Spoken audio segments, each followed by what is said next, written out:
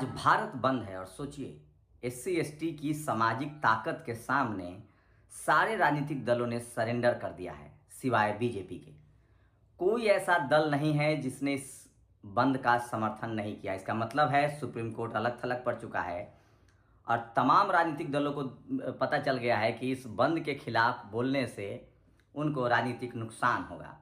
लेकिन इस बंद की सबसे जो खास बात यह है कि जो किसान जातियां हैं, जाट, पटेल, मराठा, गुर्जर, उन सामाजिक संगठनों ने भी इस बंद का समर्थन किया है।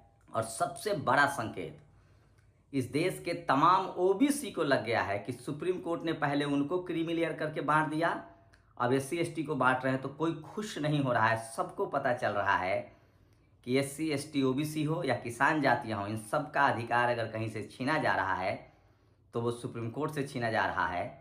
और आज़ाद भारत में ऐसा सुप्रीम कोर्ट के फैसले के खिलाफ एससी एसटी एक्ट के खिलाफ बंद हुआ था और उसके बाद आज 21 अगस्त को भारत बंद हो रहा है। इस देश की 65-60% ओबीसी आबादी ने क्रीमी लेयर लगाए जाने पर चुपचाप इसको बर्दाश्त कर लिया। इस देश में बिहार के लोगों ने 75% रिजर्वेशन रोके जाने पर चुपचाप बर्दाश्त कर लिया। रोज आए दिन इस देश में एससी एसटी ओबीसी के संवैधानिक अधिकारों के खिलाफ सुप्रीम कोर्ट से फैसले आते हैं, हाई कोर्ट से फैसले आते हैं। सब लोग सहते रहते हैं क्योंकि हम सब लोग संवैधानिक हैं और सुप्रीम कोर्ट का जो आदेश होता है उसको भी मानते हैं और उसके दोष गुण पर चर्चा करते हैं और अंतिम फैसला संसद होता है। तो एससी एसटी एक्ट को भी संसद से रिस्टोर किया गया, आपको पता है। और किस तरह से अब जाकर इस वाले आज जो आंदोलन है उसमें जो कोशिश थी एससी एसटी ओबीसी को लड़ाने की वो सफल नहीं हो पा रहा है। और एससी की तमाम जातियां, एसटी की तमाम जातियां और समाज जो है वो उनको लग गया है कि सुप्रीम कोर्ट दरअसल उनको बांट रहा है।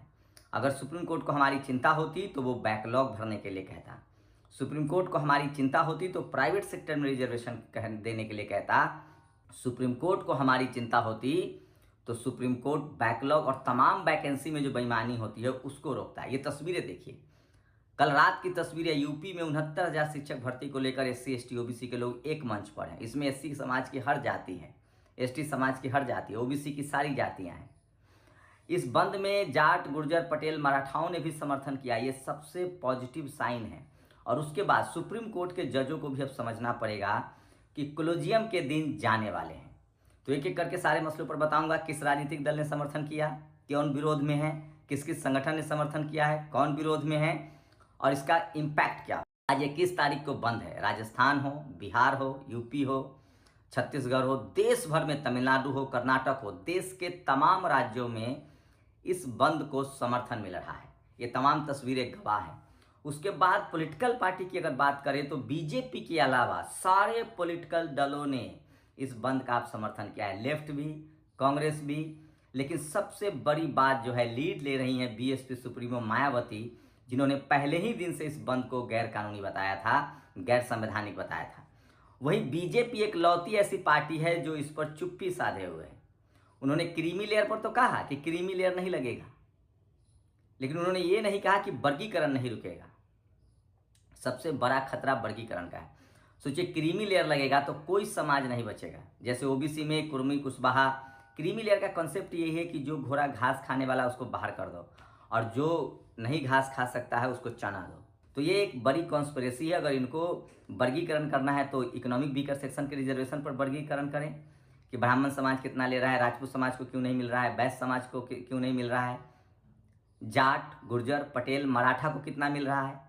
अब सुप्रीम कोर्ट ने अपने गले में घंटी बांध ली है। कोलिजियम को लेकर सबसे ज़्यादा बहस हो रही है और एससी एसटी ओबीसी और सोशल जस्टिस के जानकार दिलीप मंडल कह रहे हैं कि नरेंद्र मोदी ने लगभग काम तो कर ही दिया है। एक कोलिजियम बचा हुआ है, अगर उसको वो खत्म कर देते हैं तो इतिहास में अजर अमर हो जाएंगे।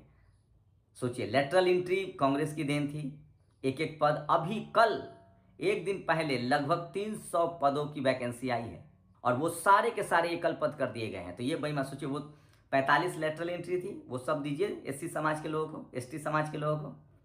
300 वैकेंसी आई तो ये घोर बेईमानी है। दिल्ली यूनिवर्सिटी में सोचिए 80 प्रोफेसर के पद हैं, प्रिंसिपल के, एक एक पद की वैकेंसी निकलती है। कायदे से वहाँ 49.5% एससी एसटी ओबीसी के लोग होने चाहिए थे। तो आप लोग सोचिए, जब आपको ये डरा रहे हैं, जब आप एक साथ हैं, SC ST OBC के लोग एक साथ हैं, तब ये बैकलॉग नहीं भर रहे हैं, तब ये वैकेंसी में बेईमानी कर रहे हैं, तब आपके बच्चों का इंटरव्यू में नंबर काटा जा रहा है। इस देश में एक भी SC ST OBC और किसान समाज के लोग, अल्पसंख्यक समाज के लोग सीने पर हाथ रख के कह दे कि वो इज्जत से नौकरी करते हैं और उनके साथ जातिवाद नहीं होता है, तो मैं पत्रकारिता छोड़ दूंगा। चाहे आप कलेक्टर बन जाइए, चपरासी बनिए, चीफ जस्टिस बन जाइए। हम सब जानते हैं बालाकृष्णन के साथ क्या हुआ, जस्टिस कर्नन के साथ क्या हुआ। चीफ जस्टिस ऑफ इंडिया बन जाइए, उसके बाद भी जाति आपका पीछा नहीं छोड़ती है, क्योंकि आप कम संख्या में अलग थलग पड़ जाते हैं। तमाम SC ST OBC के जो नौकरी पेशा लोग हैं, उनकी तकलीफ आप जान लीजिए। अरे ये लोग तो जब तक कांग्रेस थी तब तक पॉलिटिकल लीडरशिप, सोचिए, मीडिया के दम पर और जुडिशियरी के दम पर, यही दोनों का जो कॉकटेल कॉम्बिनेशन है, जो जातिवाद का अड्डा है।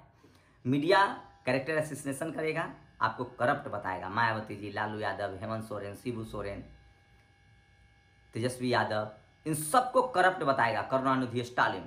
और सुप्रीम कोर्ट में कुछ रैकेट बैठे हुए हैं, कपिल सिब्बल जैसे लोग, जो लड़ने का ही आपको कहेंगे कि हम आपको बचाएंगे और हमको राज्यसभा भेजते रहिए। तो ये बड़ा नेक्सस काम कर रहा है SC ST OBC का, जब तक मीडिया और जुडिशियरी, सोचिए, कोलिजियम सिस्टम पर सबसे बड़ा सवाल उठ रहा है। और इस बंद के बाद साफ हो जाएगा कि 90% लोग चाहते हैं कि इस देश में कोलिजियम सिस्टम खत्म हो, नेशनल जुडिशियल कमीशन बने और राष्ट्रपति के हाथ में है जजों की नियुक्ति का अंतिम फैसला। बाकायदा एग्जाम हो, जैसे लोअर जुडिशियरी में होता है, हाई कोर्ट सुप्रीम कोर्ट में हो। मैं फिर कह रहा हूँ, दिलीप मंडल कह रहे हैं कि अब संविधान को खतरा किसी पॉलिटिकल पार्टी से नहीं, क्योंकि उसको हर 5 साल पर वोट से चुन के आना है। अब संविधान को असली खतरा इन कोलिजियम के जजों से है, जो हाई कोर्ट सुप्रीम कोर्ट में बैठे हुए हैं। और इनका सारा फैसला, इतिहास गवाह है 75 सालों में, कि SC ST OBC को या तो बांटने के लिए है, उनके संवैधानिक अधिकारों के खिलाफ है। SC ST OBC के लोग जेलों में भर पड़े, अल्पसंख्यक समाज के लोग जेलों में बंद पड़े हैं, खीरा चोरी के झूठे आरोप में। कोई फैसला नहीं होता है, सालों साल केस पेंडिंग है, 80,000 केस पेंडिंग है। दिलीप मंडल तो यहाँ तक लिखते हैं कि भारत विकास कर रहा है, लोकतंत्र पर सबको भरोसा है, भाईचारा है, इसको न तोड़ा जाए। और सुप्रीम कोर्ट उलूल जुलूल फैसले दे रहा है ताकि ये भाईचारा टूटे। हाल के दिनों में जिस तरह से SC ST OBC के लोगों ने एकजुटता दिखाई है, पॉलिटिकल एकजुटता दिखाई है, और संसद और विधानसभा में उनकी संख्या बढ़ी, SC ST के लोग अब जनरल सीट पर चुनाव जीत के आने लगे हैं।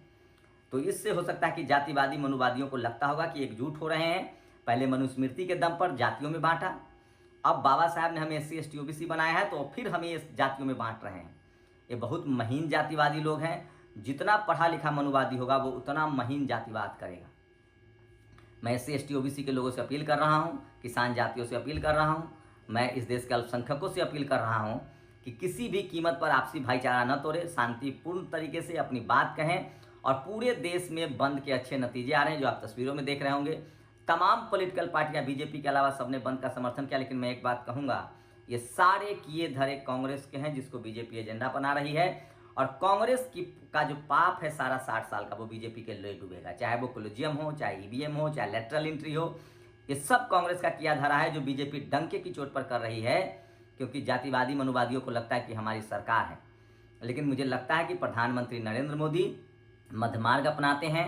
उन्होंने, वो बड़नगर से हैं, जो बुद्ध की धरती है, वो कुशीनगर भी गए हैं, वो लुम्बिनी भी गए हैं, वो महू भी गए हैं, वो मुंबई में जाके बाबा साहब के पर भी गए हैं, जहाँ बाबा साहब का परिनिर्वाण, उनके जो हमारी जो दीक्षा भूमि हो, नागपुर भी गए हैं। उसके बाद वो बड़ौदा भी गए हैं। तो ये तमाम चीज़ें हैं, उनको समझना पड़ेगा नरेंद्र मोदी को। बस कोलिजियम सिस्टम हटा दें, उनको याद किया जाएगा। उन्होंने नीट में रिजर्वेशन लागू किया, नीट PG में, सैनिक स्कूल में किया, केंद्रीय विद्यालय में किया, OBC कमीशन को मजबूत किया। लेकिन सवाल है कि जो जातिवादी मनुवादी लोग बैठे हुए हैं, वो जो बेईमानी कर रहे हैं, जब तक नॉट फाउंड सुटेबल, पहले नॉट एलिजिबल, फिर नॉट फाउंड सुटेबल, फिर नौकरियां खत्म। अब 3 बड़े मुद्दे हैं जो बहुजन समाज को उठाना चाहिए, और आप एकजुट हैं। आपको लड़ाने की कोशिश नाकाम हो गई है, कहीं से कोई अप्रिय घटना नहीं है। SC ST OBC के लोग एकजुट हैं, किसान कम्युनिटी एकजुट है, अल्पसंख्यक समाज एकजुट है। उनको लगने लगा है कि ये जो 150 परिवार जज बनकर और ये जो एक ही जाति के लोग मीडिया चलाते हैं, ये सिर्फ झूठ परोसते हैं, और वहाँ से 90% लोगों के संवैधानिक अधिकारों के खिलाफ फैसला होता है। तो जहाँ 90% लोगों का संविधान पर भरोसा बढ़ा है, वही सुप्रीम कोर्ट की अपनी डिग्निटी और अपनी विश्वसनीयता खतरे में है। लोगों को लगता है कि कोर्ट में चप्पल घिस जाते हैं और ये लोग इस तरह के फैसले देते हैं।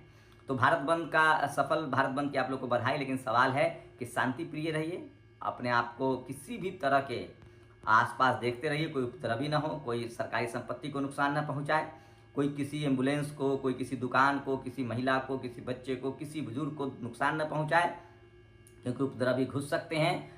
और संवैधानिक अधिकार है आपका, शांतिपूर्ण तरीके से मैसेज दीजिए। सारी पॉलिटिकल पार्टियां आपके साथ है, सारे संगठन साथ हैं। बीएसपी सुप्रीमो मायावती लीड लेते हुए दिख रहे हैं, उसके बाद अखिलेश यादव हो, तेजस्वी यादव हो, लेफ्ट हो, हेमंत सोरेन हो, कांग्रेस हो, जेएमएम हो, प्रकाश अंबेडकर हो, चंद्रशेखर आजाद हो, सारी पॉलिटिकल पार्टियों ने समर्थन किया है। और देश भर से सोशल मीडिया पर दिखाया जा रहा है कि बंद सफल है और सुप्रीम कोर्ट के जो लड़ाने की कोशिश थी उसको लोगों ने नाकाम कर दिया। भारत में संविधान की जड़ें गहरी हैं, हम लोग राष्ट्रवादी लोग हैं और भारत का संविधान हमें संवैधानिक तरीके से अपनी बात कहने का अधिकार देता है। हम सब मिलकर संविधान बचाएंगे, संविधान हम सबको बचाएगा। सवाल होता है कि सुप्रीम कोर्ट इस तरह से लड़ाने की कोशिश क्यों करती है। सरकार जरूर इस फैसले को पलट देगी, क्योंकि ये आपका दम है, डेमोक्रेटिक देश है, वोट की ताकत है।